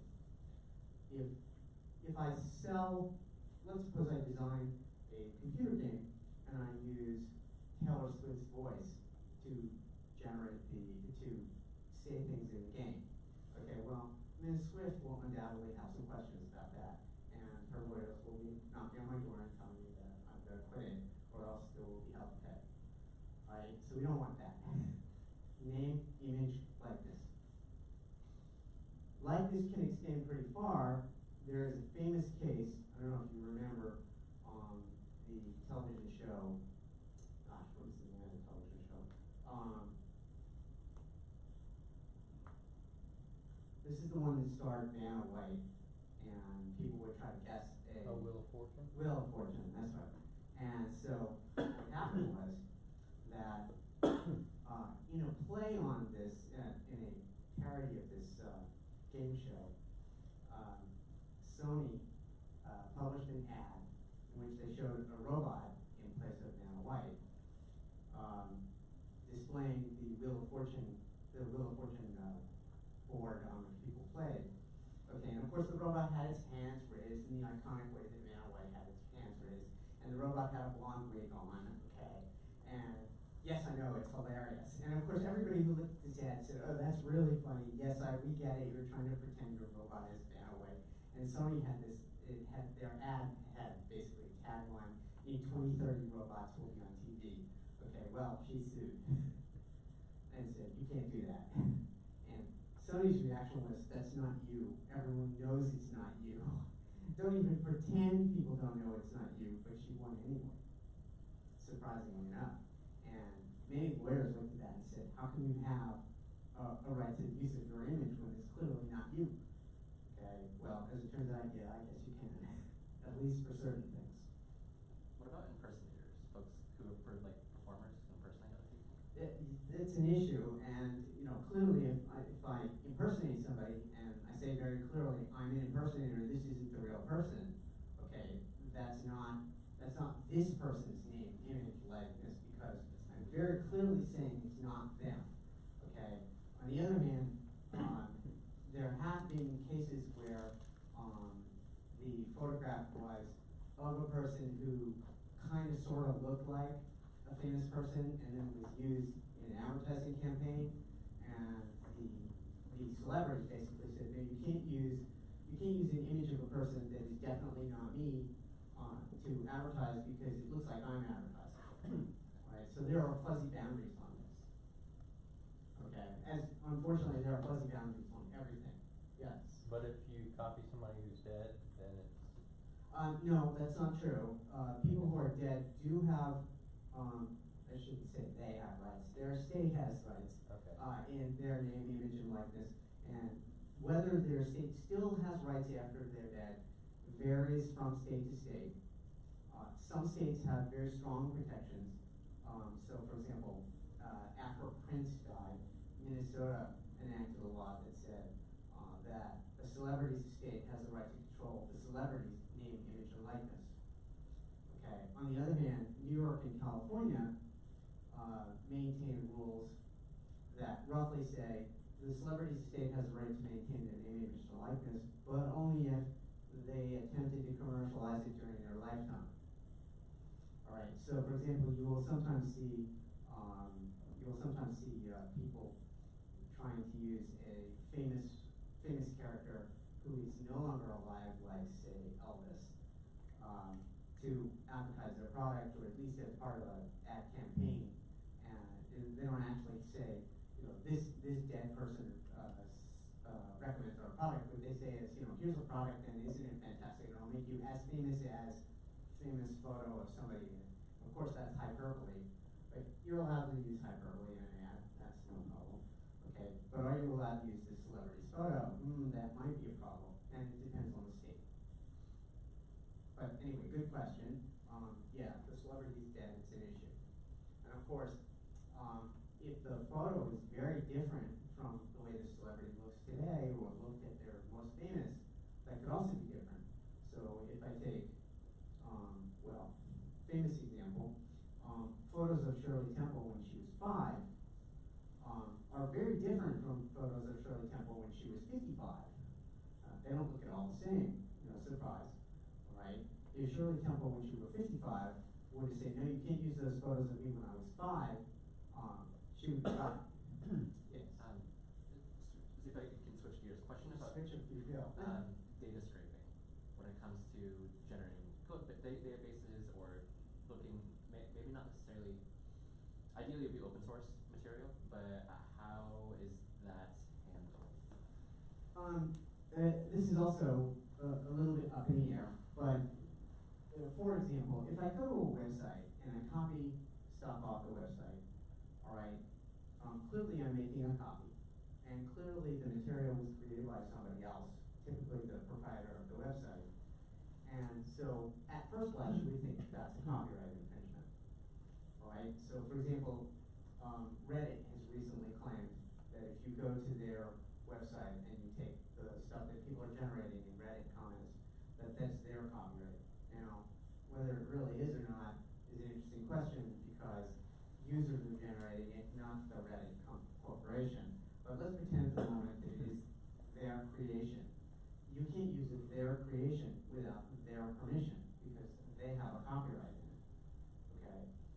And so if I go and I scrape a website, I'm literally copying everything off the website. In fact, that's also true if I just look at the website because after all, people don't really realize this, but the internet is actually one giant copyright infringement device. All it does is infringes people's copyrights by copying things that are hanging out on servers and putting them on your computer so that they can be displayed on your screen, right? Okay, and if you keep copies, well, you know, that doesn't make you any more or less a copyright infringer. It's just a question of whether or not the person who owns the website has either A, implicitly licensed you to make that copy, which they clearly have licensed you to make at some copy by putting something on their website, but have they licensed you to keep the copy? Probably not, but then again, nobody really cares. Are they being hurt? No, not really. Okay, so the damages would be zero. Okay, now there is also a copyright concept in copyright law, which we call fair use. So for example, if I buy a book, and the book is 350 pages long, and I quote a paragraph on page 56 in a book report that I'm writing, and I publish the book report, am I infringing the copyright? Well, technically, yes. Right? Technically, I copied something from the book, right? That paragraph is theirs, they wrote it, I'm copying it, okay? But there is a concept where the courts will say, nah, that's okay. Well, why is that okay? The courts say, well, that's fair. He can go ahead and do that. All right, so what's the standard for that? As it turns out, the standard is a very fuzzy, loosey-goosey standard that looks at a set of factors that relate to things like, well, how much of the work did you copy? And did you do that for commercial reasons or for non-commercial reasons? If I'm writing a book report for school, it's clearly non-commercial. Did I ruin the market for the work by publishing this part of the work? Well, probably not. Okay. On the other hand, if I, for example, copy a chapter out of a 12-chapter book and I publish that as my own excerpt, I'm going to have a problem with that. The court is going to look at it and say, well, did you copy a large part of the work? One chapter out of 12 looks pretty large to us. And are you selling it? Yeah, you're making money off of it. That looks kind of unfair to us. Are you ruining the product for the market for the product? Well, how many books is this guy going to sell? He can get chapter 1 for free. All right, so it's an issue. Yes? I have a question that kind of ties this topic with what we were learning today about SEO and deployment. Right. So today in deployment, we were talking about static versus dynamic websites. So database, or not just a database, but also like a From temporary another source, right? from Like, temporary yeah, storage, from APIs. another source, from a randomly generated piece of material or something along those lines. When we're talking about like books and like text, that's static content, right? That's content that people have written and stays on a page. But what about, say, if I scraped Meetup's page to see how many guests came to our event today, Mhm. right? And I did that periodically whenever somebody entered into my website would go ahead and scrape Meetup and say, oh, there's 17 guests coming. Would that be infringing on copyright? Okay, so let me summarize this question, Yeah. which is, I gather information from a website. Say, I look at this website and I say, I know that this information appears at this location, this location, this location of their website, and I pull that information down and I generate a page and I use that information. Because there are two things that are involved in this. One is, does the fact that the website is dynamic change the calculus any? And the answer is usually not. So for example, if I design a video game, right? Are the screenshots from the video game copyrightable? Absolutely yes. It's a picture. What about the fact that the screenshots change? Is the sequence of screenshots in a video game copyrightable? Answer, yes. Movies are copyrightable. Even dynamically generated movies, because if you write the code for this video game, the code is copyrightable, and its production results are also copyrightable. But, alternative question, if all I copy is factual information, is that factual information copyrightable? Generally not. Facts are not copyrightable. If you tell me that Napoleon lost the battle in 1815, the Battle of Waterloo in 1815, I can say that all I want. If I lifted it from a book you wrote, no problem. Now, at some point, the organization of the facts, or the sequence of facts that I present, or the words that I use in describing those facts, is going to infringe copyright. There's a very interesting case involving, I think this is Gerald Ford's autobiography, Harper Mill versus the Nation, where a publisher got a hold of an early copy of his autobiography, and they said, that's really interesting, let's publish a review. Okay, fine, you're gonna write a review about this book. Usually, reviews are, it's absolutely privileged. And they ended up quoting like 3 paragraphs in the book. And they said, well, here's what he had to say about blah, blah, blah, blah, you know, the issue of the day was his pardon of Richard Nixon. Okay, and Ford said, wait, you're copying my book. And they said, yeah, of course we're copying your book. We're quoting it. This is fine. And he said, you can't copy 3 paragraphs out of my book. And they said, it's a 500-page book, who cares? And he said, I care. Well, as it turns out, this ultimately went to the Supreme Court, which said, you know, there are some factors to look at. The factors include how much you copied, was it commercial, or was it commercial use or not? Did it destroy the market for the book? You know, was there some harm that happened to you? And the Supreme Court ultimately looked at this and said, these factors are interesting, but they're not the only factors, they're not exclusive. And one interesting factor is, does Ford have the right to be the first guy to describe these facts? Okay, now, normally, if you're copying information off of a Meetup page, Meetup doesn't really care if they're first describing it with, they may care, but they don't really have a good case here, saying, we want to be the first to tell people that at 5 o'clock this meeting begins at the Capitol Factory. They don't have a good case on that. So, by copying just factual material, you're probably okay. And the way a court would probably look at it is they would say, what you're copying is not itself copyrightable material.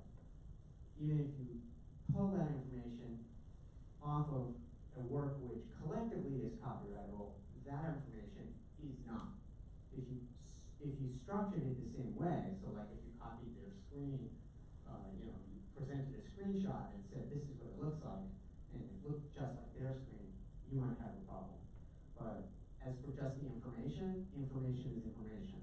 You're allowed to use factual information, and that doesn't generally infringe somebody's copyright. It would be very rare for it to do so. Okay? That makes sense.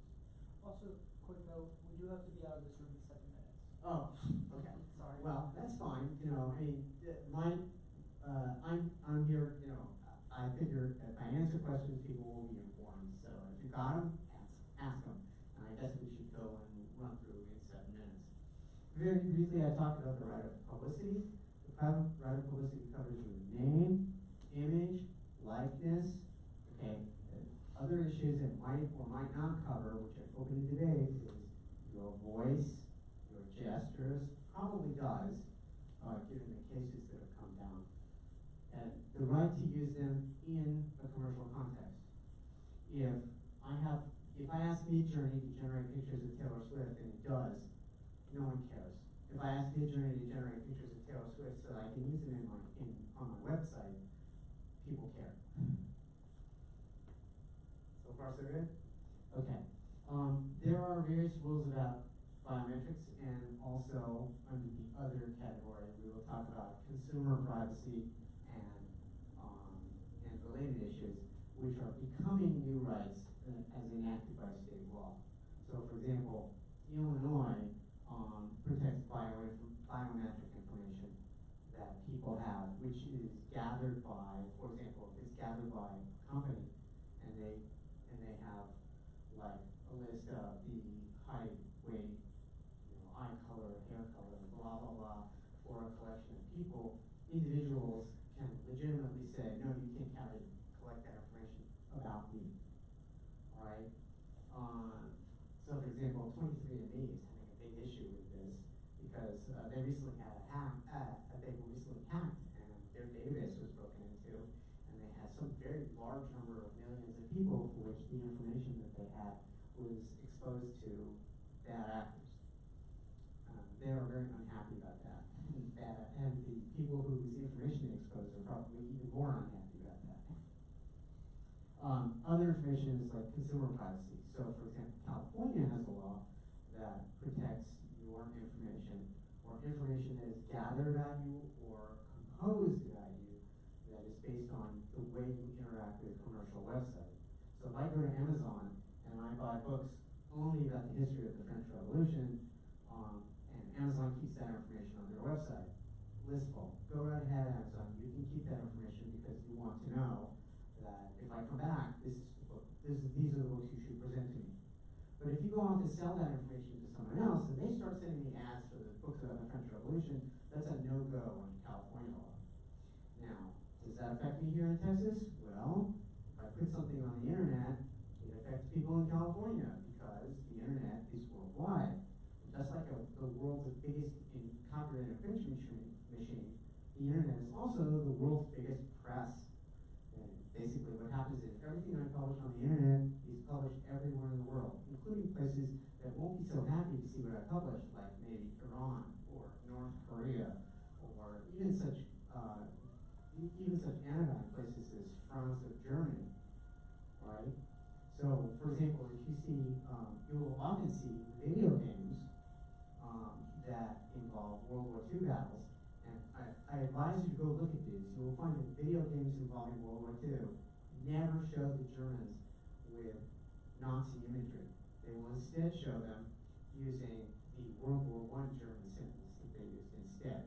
Why is this? Because as it turns out, in France and Germany, selling Nazi imagery is illegal. It is actually a criminal offense. Now, of course, as an American, you can't be stopped for that because the American government will protect you and say you have the First Amendment right. But there is no First Amendment in France or Germany. Alright, so they can go ahead and legalize that, and they do. And that means if you try to sell video games into, let's say, Germany, and it has Nazi symbols in it, the German government will come down on you and say, no, can't sell that here, it's illegal. And they mean it. Okay? So, there are other intellectual property rights that are developing over time. These are the big ones right now, and as you can tell from my discussion, the last two are kind of new. As in new, as in only the past 10 years or 5 years. Okay? More of these will get developed over time as time goes by. For example, if I I tell Midjourney to generate pictures, and I say, please generate these pictures, generate pictures of Steve Swanovsky. And I'm gonna look at that and say, wait a second, those pictures aren't very nice. I don't like it. You know, I look too fat. Okay, or whatever reason I don't like. Okay, or if I tell it to generate sound recordings that sound like me, okay, then Midjourney might eventually have a problem with that. Though for non-commercial use, I suspect that today they won't have a problem. Yes. Oh, no, just thumbs up. No questions, just thumbs up. Okay, Start back so to we're the- almost done. And does anybody on the Discord have a question? I'll give you guys an opportunity to chime in. All right.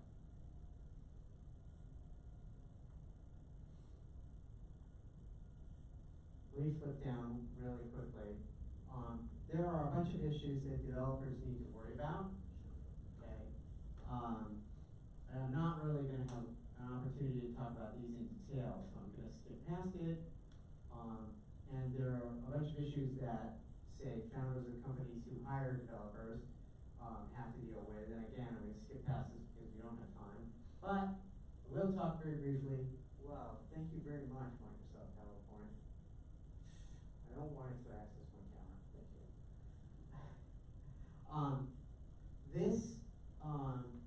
This URL goes to my calendar. Okay, and what I offer people is the opportunity. You can get on my calendar. You can arrange an appointment with me. I'll be very happy to take half an hour with people and talk about whatever questions they have so that they can get interesting answers, or basically straight answers to simple legal questions. I call this bite-sized legal advice, right? It's a small enough charge so you can pay with a credit card, and everyone is happy when it's done. And of course, if you don't get a good answer, you can always let me know, and I'll see if I can improve it. But that's the way it is. Okay, but yes, this is a paid link, but I advise that if you're starting a new company and you want to get an honest to God, straight from the hip answer, as opposed to the I need several $1,000s and 3 weeks to give you an answer, this will get you an answer. Bite-sized legal advice, a real answer for real questions. And I'll turn this over to Andrea. Sweet. Real quick, I'm gonna steal the HDMI cable. Plug in. Thank you, Steven. Thank you as always for talking with us and answering our questions. It's always very helpful. And I'll be here for a little while, so in case anyone wants to ask questions right here. So, to wrap things up, or if you have a project right now with Foundry, your goal is to start finishing your project's Next.js site, deploy your web project on Vercel from GitHub, so make sure that you have it stored, version controlled with GitHub, and then start monitoring your web project with Google Search Console and optimize for SEO. And I know that a lot of y'all haven't finished your website, but the topics for our lectures are going to move on to databases and other content. So the goal is to just start wrapping things up in the next 2 weeks. And next week is Thanksgiving week, so we do have a meeting next Monday, but people might not be as available to work on the project. So just start thinking about wrapping those up before we move on to building an app. And then the last thing that I am going to present, oh, I forgot, Discord, I need to share my screen with you. There we go. Sweet. Last thing for Discord is I need to show y'all. I have on Week 1 by accident. This last slide is just a shout out to Capital Factory for letting us use their space. Capital Factory is a great community here in Texas and in Austin, and it's the space that we're in now. It's a nice spot, and they give us lots of opportunities to network and co-work. I used to have a co-working membership here, and it was pretty great, but now I'm just on the online membership, and that's actually been really helpful for gaining clients and company traction. So, all good there, and after that, I think we're good to wrap up. If everybody in the actual Austin location will just push in your seats as you leave, that would be great, because the cleaning staff is on their way up. Everybody in Discord, sorry Discord, everybody here, we are breaking for the night. I hope you all have a great night, and I will see you all on next amazing day. My view is that's what. Yeah, it's really nice meeting you too, Tony. Feel free to come back whenever. Yes, very fine. Alright. Gotcha. Cheers, thank you. See ya. That's man. Thank you. It's great to see you. Bro. Yeah, it's really good seeing you too. I swear, I didn't think that you were gonna come. That's cool. It's good seeing you, man. Yeah, it's awesome. I'm glad you're still coming out to these, man. Did you know Yeah, that the way maybe if I'm ever in Seattle, I'll be here. Well, drop me a line. Yeah. I didn't realize that you were a long time. Yeah. Remember? Oh man, yeah. Well, not as long as he's back. Almost. I know. Well, like as long as we like, oh, it's been coached since like, I'm not sure if that. Yeah, Yeah, I it met you like when That we was were an issue back. at the Rackspace. Okay, so it's gonna want my. yeah, and that my was me. first Yeah, name. yeah. Dot Yeah. my last And name. then, yeah, so it's like, yeah. You just Backspace copy is them gone right now. I know. That was a while ago. Yeah. Yeah, back in, 2018, 2017, let's see, they had Cloud Austin and they had, Yeah. where are those meetups are nowadays? Do they still do them? Was it Q2? The cloud stuff. Okay. That's up like, by Cedar Park, right? Then Oh, my firm name is. Does anybody need parking validation? I'll take one. ALTOS. Yeah, I it's all parked my rental car down here, so yeah, it's just. Law. ALTOS. Yeah, of course. Yeah. It covers a fixed amount, which is like, I think ALTOS. he recaps it at $8 or something like that. Oh, sweet. LAW. Which is expensive, but parking is free Just from. to see what it costs without this. It's insane. It is insane. Yeah. Parking is free on the street from, Yeah. I think Hey, six Steve. to nine. Hey, Six how are to you? six to Pretty good, nine. good seeing you again. Thank you for that I'm using presentation of the $7 vehicle. to stay at home. Yeah, It's not. not, Yeah, that's a lot. You're staying here. Right. Oh, Yeah, wow, well, one thing okay, I've we're just- noticed is I don't have a long Yeah, to do. I don't have a long yeah, work to do. Yeah. people need answers, and this is How a are you liking obscure everything field at that no Meetup? one knows the That's great, questions. yeah, it's So, a grind. it's better to be able to ask and get an answer job. than not to ask and No, it's not good. Yeah. One of the things I've I wonder, like, noticed, this is